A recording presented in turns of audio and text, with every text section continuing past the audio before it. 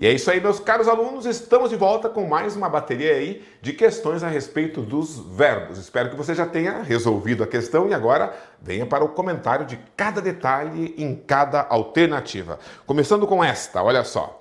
Assinale a frase cujas formas verbais mostram correspondência adequada de tempos, né? A correlação dos tempos e modos verbais. Veja bem, nenhuma moralidade pode fundar-se na autoridade, mesmo que a autoridade fosse divina, certo? Perceba que esse pode está no presente. Presta atenção, tempos verbais, tem que estudar muito isso, certo? Presente. Eu posso, tu podes, ele pode, nós podemos, vós podeis, eles podem. Já podeis da pátria, filhos, ver contente a mãe gentil. Já raiou a liberdade no horizonte do Brasil. Já podeis, né? Então, poder é presente, já pode agora, podeis, pode. Então, esse verbo aqui, ó, que está no subjuntivo, tem que estar no presente do subjuntivo. Então, não é fosse. Se eu fosse, se tu fosses, se ele fosse, se nós fôssemos, se vós fosseis, se eles fossem. É seja. Que eu seja, presente do subjuntivo, que tu sejas, que ele seja, que nós sejamos, que vós sejais, que eles sejam, né? No presente, então, seja divina. Ficaria assim, ó. Nenhuma moralidade pode fundar-se na autoridade, mesmo que a autoridade seja divina. Letra B.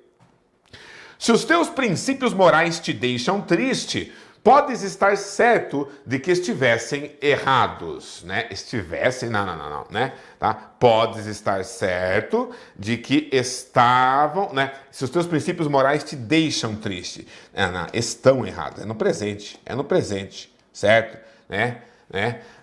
Ou ainda não, vamos para o subjuntivo? Presente, estejam. Perfeito, agora ficou certinho. Presente do subjuntivo por causa do quê? Certo? E não imperfeito do subjuntivo. Olha só. Se os teus princípios morais te deixam triste, podes estar certo de que estejam errados. Boa, perfeito. Presente, com presente, com presente. Próxima. Né? O modo mais seguro de prevenir as revoltas é que eliminássemos sua matéria. Né? O modo de prevenir, certo? Presente. Presente, que eliminemos sua matéria. Subjuntivo sim, mas presente. Letra D, agora é passado, ó. Foi o cargo que permitiu que se conheça o homem. Então, ó, passado, pretérito perfeito, e aqui está no presente do subjuntivo. Então, tem que colocar no imperfeito do subjuntivo, conhecesse. Aqui sim, aqui é passado do subjuntivo, que é o conhecesse. Ó, foi o cargo que permitiu que se conhecesse o homem.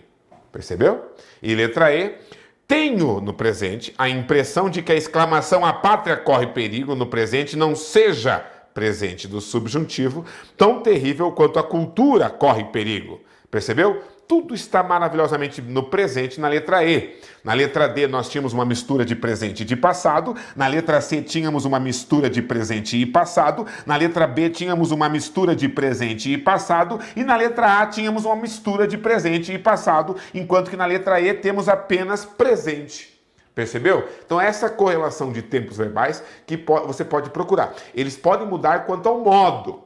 Um pode estar no indicativo, o outro no subjuntivo. Aliás, normalmente eles estão diferentes quanto ao modo. Um indicativo, o outro subjuntivo. Mas ambos no presente do indicativo e no presente do subjuntivo. Ou no pretérito do indicativo e no pretérito do subjuntivo. Ou no futuro do indicativo e no futuro do subjuntivo. Esta lógica, né, ela tem que permanecer. Ok? Fácil, né?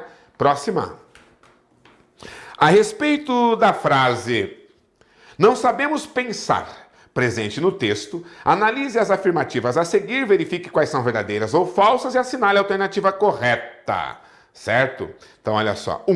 Na frase não sabemos pensar, o termo pensar funciona sintaticamente como objeto direto. Quem não sabe alguma coisa. Verbo transitivo direto. O que nós não sabemos? Inglês, nós não sabemos matemática, nós não sabemos pensar. É o objeto direto deste verbo transitivo direto. certo? Portanto, pensar é um objeto direto. Ok, certo, verdadeira 1. 2. O sujeito da frase é pensar. Não, o sujeito de não sabemos é nós, é um sujeito oculto. Nós não sabemos pensar. Falsa. 3. O verbo sabemos está conjugado na primeira pessoa do plural nós verdadeira. A 1 e a 3 verdadeiras e a 2 é falsa. Letra B. Ficou fácil. Próxima. Para responder à questão, considere que a frase "em diversas cidades do mundo são realizadas atividades em defesa da qualidade de vida" seja reescrita como: em comemoração ao Dia Mundial Sem Carro, diversas cidades do mundo realizam atividades em defesa da qualidade de vida. Né? Então, olha só que interessante, né? São realizadas atividades. Né? Então, aqui está na voz passiva. E aqui fala que as cidades realizam atividades. Voz ativa. Ok? A versão reescrita manteve todos os elementos ou recursos usados no texto, né? No original. Exceto o quê? Vamos ver. Sujeitos simples. Ó. Vamos ver se tem sujeito simples ou não. Na original. São realizadas atividades em defesa da qualidade de vida. Quem é que são realizadas? Atividades, sujeito simples. E aqui, diversas cidades do mundo realizam atividades. Quem é que realiza? Diversas cidades do mundo, sujeito simples. Então, isso nós temos. Letra B, voz passiva. Voz passiva tem apenas na segunda. Na primeira, aliás, apenas na primeira. Na segunda é voz ativa.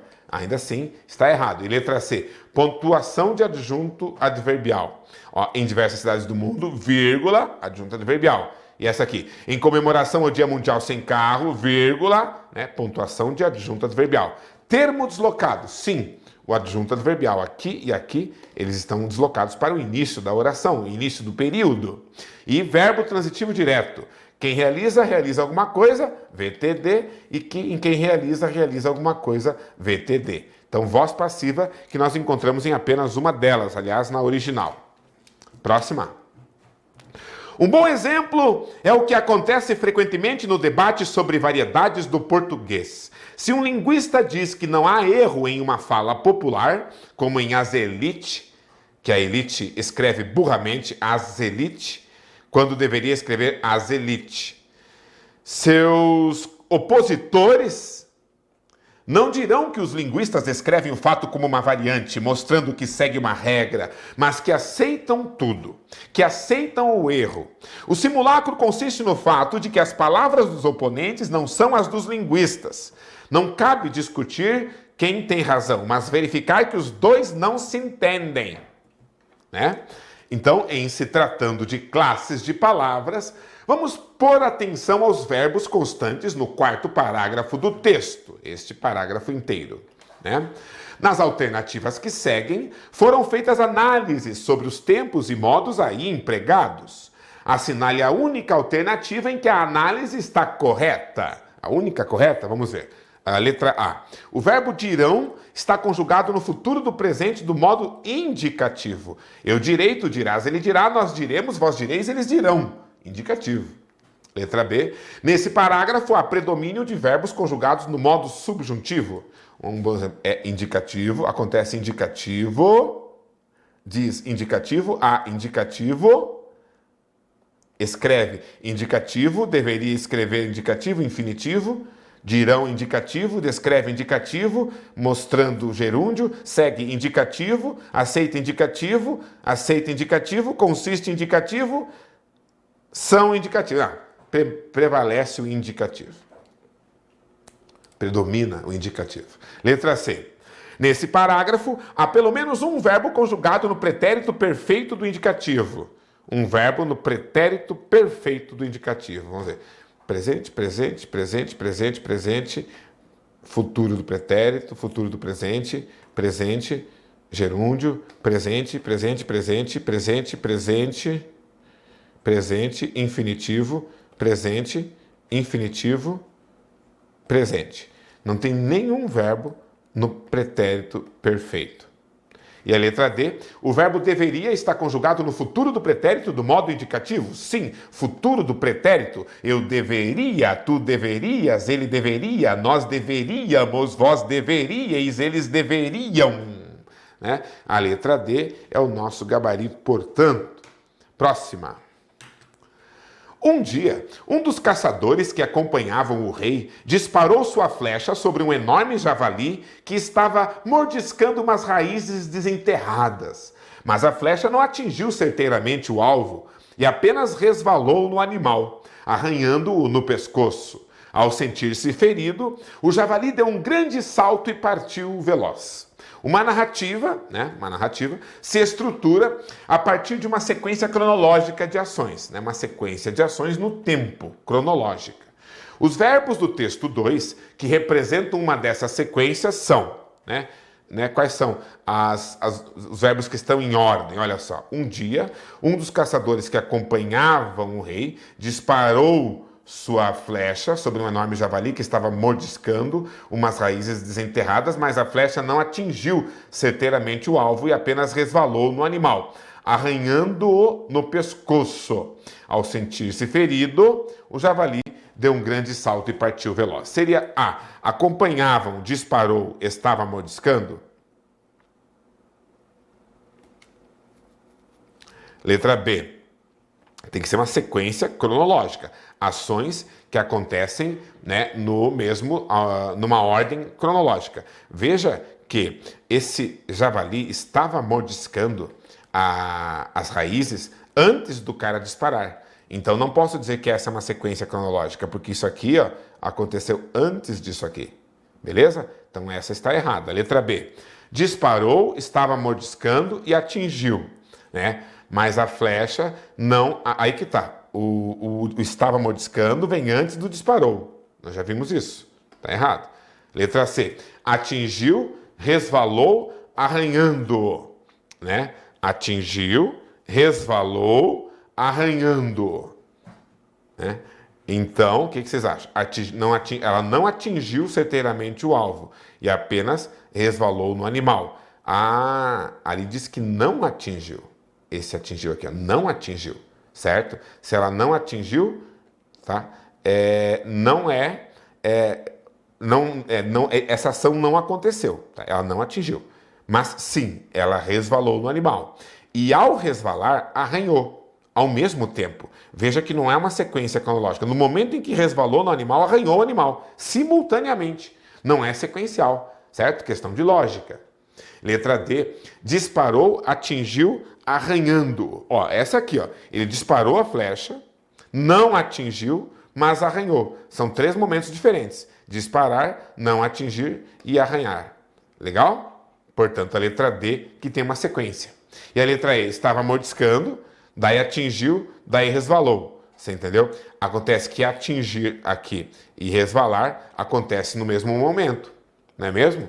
Atingiu e resvalou. Estava mordiscando alguma coisa, a flecha não atingiu certeiramente o alvo e resvalou no animal, certo? E aqui, ele disparou, isso aconteceu antes.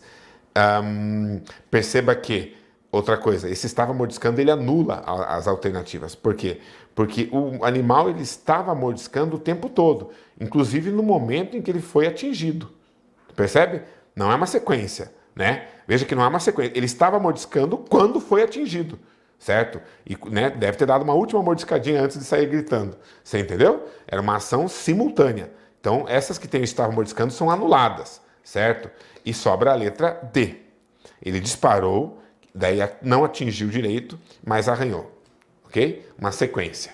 Legal? Letra D. Análise dos efeitos das ações verbais e, é claro, um pouco de lógica nessa grande pegadinha do estava mordiscando. Veja que é um tempo composto com gerúndio, Estava mordiscando, uma ação contínua, Ela meio que permanece durante quase toda a cena, por isso não dá para colocá-la como um ato sequencial. Fica muito melhor quando você coloca com aqueles atos que são finitos, certeiros, aconteceram. Atingiu, disparou, atingiu, arranhou, nessa sequência. Beleza? Próxima. Há emprego de forma verbal na voz passiva, estando sublinhado o sujeito dessa forma na seguinte frase. Então, não ouse a ciência interferir em assuntos religiosos. Não tem voz passiva. Letra B. Cuidem os homens de não se confundirem diante dos caminhos da religião e da ciência.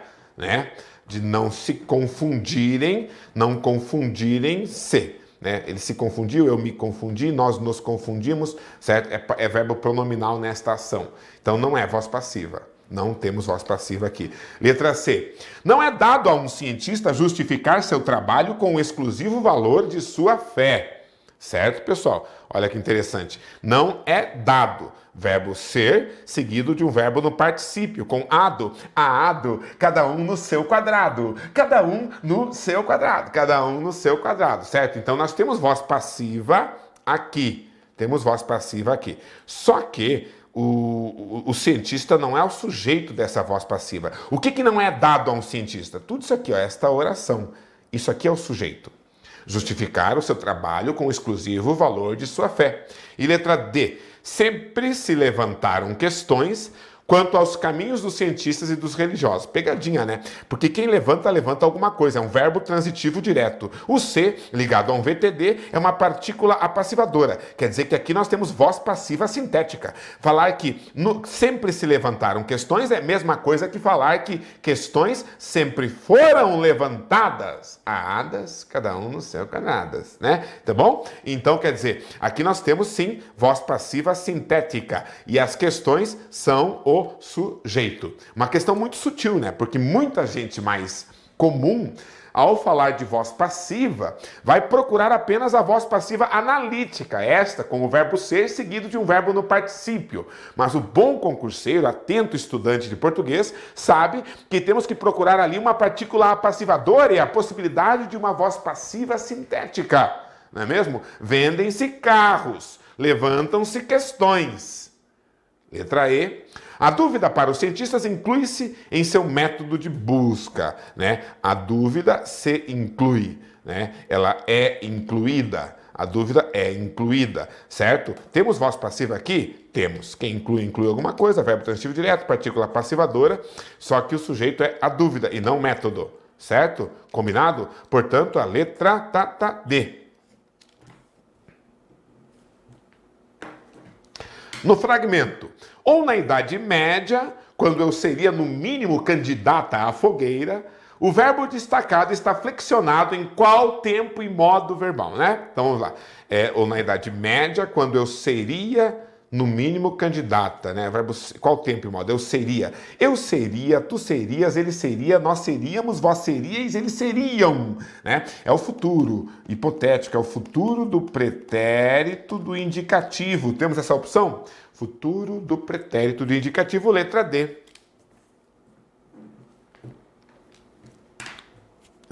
O desvio ético do gerundismo, da revista Língua Portuguesa. Muito bom isso aqui, olha só. O desvio, você sabe, né? Olá, nós vamos estar transferindo a sua ligação. Nós vamos estar encaminhando sua solicitação de cancelamento da conta para o departamento responsável. E nós vamos estar retornando para o senhor em breve. O senhor vai estar solicitando não sei o quê. O gerundismo, né? Olha só, o desvio ético do gerundismo. Em outras palavras, é falta de ética usar o gerundismo. Há implicações éticas no vício de linguagem. O uso excessivo e desnecessário do gerúndio é conhecido como endorreia, cuja forma popular é a construção vou estar mais gerúndio. Uma perífrase, né? Uma locução formada por 2 ou 3 verbos. A locução em si é legítima quando comunica a ideia de uma ação futura que ocorrerá no momento de outra ou sequenciada.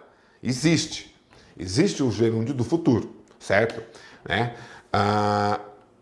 Então quer dizer o seguinte, as sentenças vou estar dormindo na hora do jogo, ou vou estar vendo o jogo quando você estiver assistindo a novela, são adequadas ao sistema da língua, assim como em verbos que indiquem processo.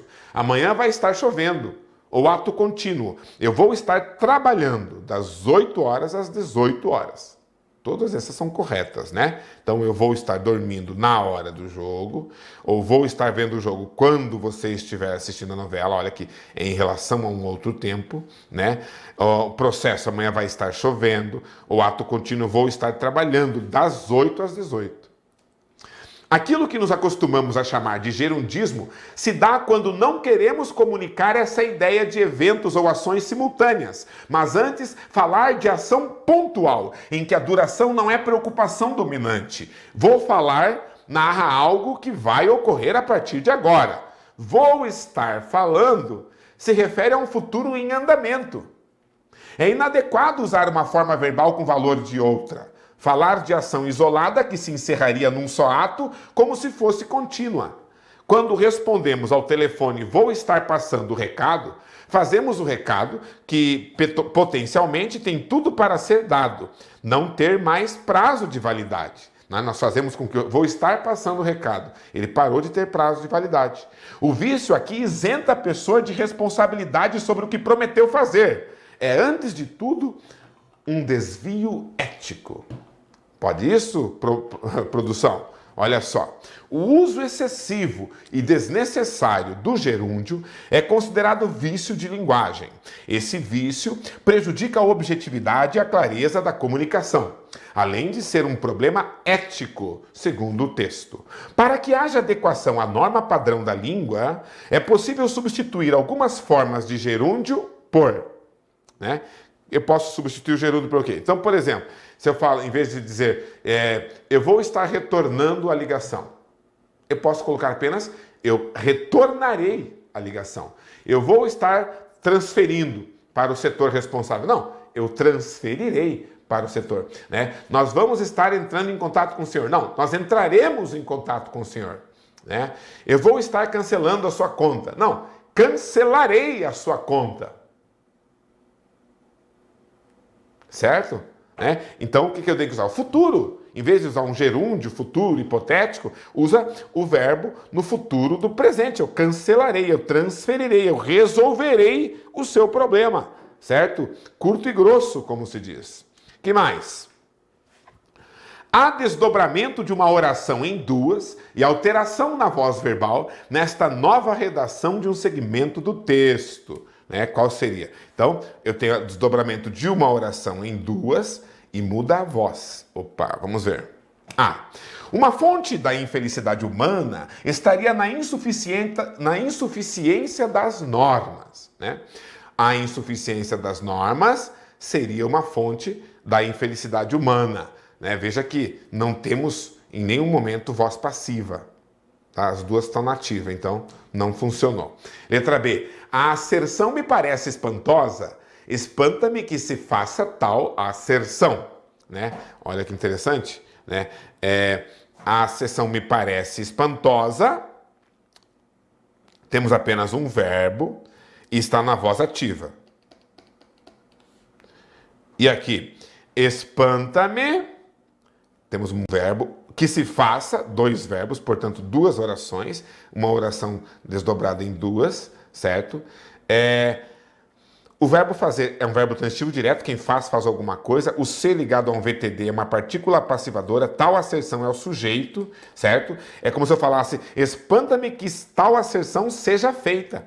É voz passiva sintética, certo? Portanto, eu tenho mudança da voz ativa para voz passiva sintética e eu tenho dois verbos aqui que formam duas orações quando antes era apenas uma. Então, o que houve? Desdobramento de uma oração em duas e alteração na voz verbal, né, nessa nova redação da letra B. E a letra C? Descobriu-se isso, né? Foi descoberto. Então, eu tenho voz passiva aqui.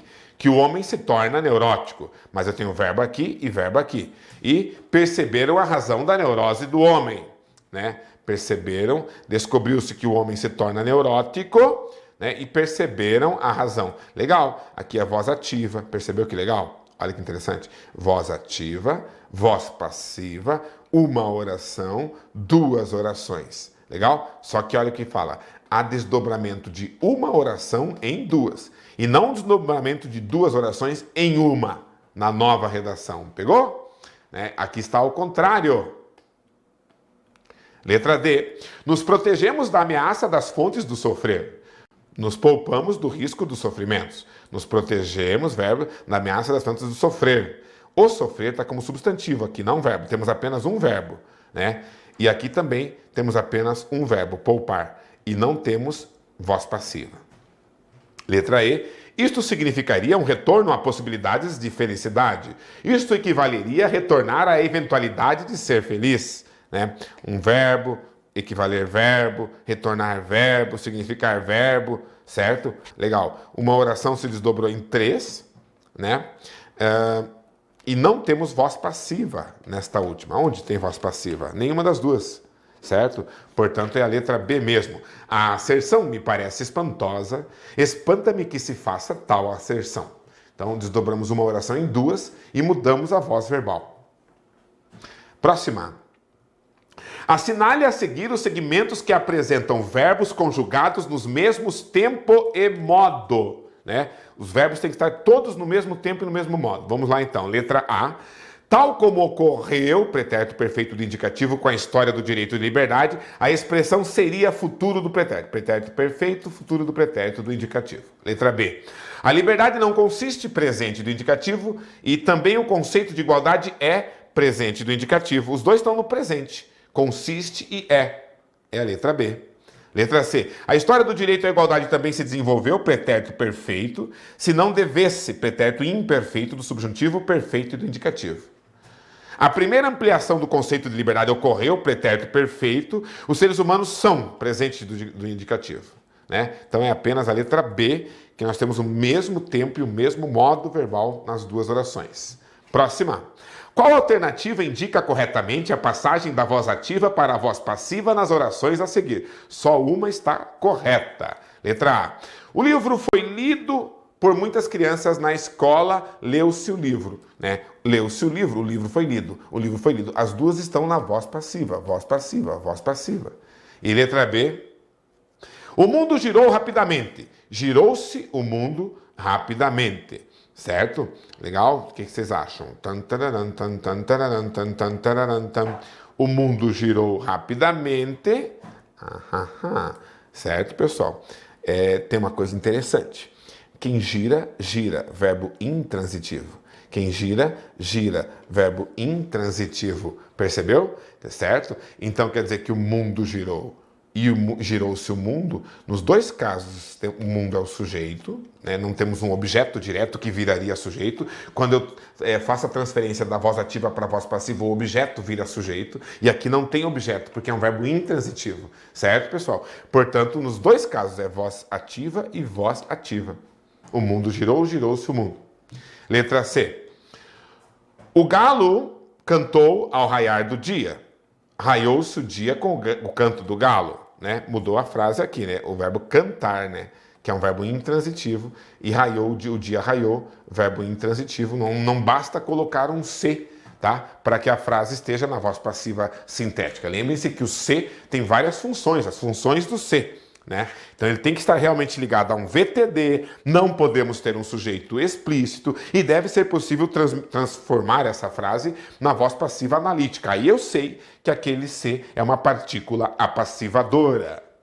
Letra D. Os garis comeram a sobremesa. Eu tenho um sujeito, garis, comeram, verbo transitivo direto, a sobremesa, objeto direto. A sobremesa agora virou sujeito, foi comida e ida, cada um no seu quadrida, pelos garis, agente da passiva. Né? Agente da passiva, locução verbal da voz passiva, voz ativa aqui, voz passiva aqui, letra D, muito fácil. Próxima.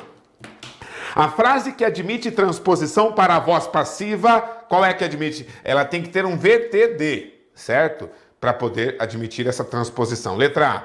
Teorias de diversas naturezas, da religião à psicanálise, contrariam essa tese. Quem contraria alguma coisa, quer dizer que essa tese é contrariada pelas teorias. É a letra A. Letra B. Ninguém é tão divino, verbo de ligação. Letra C, mas sofrem de gastrite, né? Verbo transitivo indireto. E letra D, toda tecnologia é neutra, verbo de ligação, mas nem sempre esse indivíduo lida com alguma coisa, verbo transitivo indireto, certo? Então o único VTD é o contrariar. Quem contraria, contraria alguma coisa. E a próxima. Na relação entre termos regentes e termos regidos, há verbos transitivos que necessitam de uma preposição para estabelecer um nexo de dependência sintático-semântica entre as palavras. como em os povos indígenas respondem às indagações da natureza. Os povos indígenas sujeito respondem verbo transitivo indireto às indagações objeto indireto. Ou seja, é um verbo transitivo que necessita de uma preposição, um verbo transitivo indireto. Em qual das frases abaixo o verbo apresenta a mesma transitividade daquele que aparece no exemplo dado? Qual que é VTI? Simples. Muitos refugiados perderam tudo. VTD, perderam algo. Letra B, os vizinhos não viram o eclipse. Quem vê, vê alguma coisa. VTD. Letra C, a verdadeira cidadania consiste em alguma coisa. Em direitos. Verbo transitivo indireto, objeto indireto. A letra C é o nosso gabarito. E a letra D. Ontem as notícias mais inesperadas se espalharam rapidamente. Quem se espalha, se espalha. Certo? Nesse caso aqui, nós temos um verbo, um verbo transitivo direto. O C é um objeto direto, que é um pronome reflexivo. Elas espalharam a si mesmas. Ok? Legal? Portanto, ficamos com a letra C. E a próxima? Olha só. O amor é uma grande loteria. Você sempre aposta? Sempre aposto que não vai dar certo.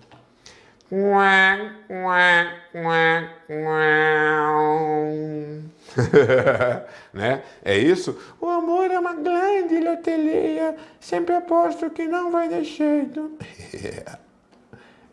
Não é fácil não.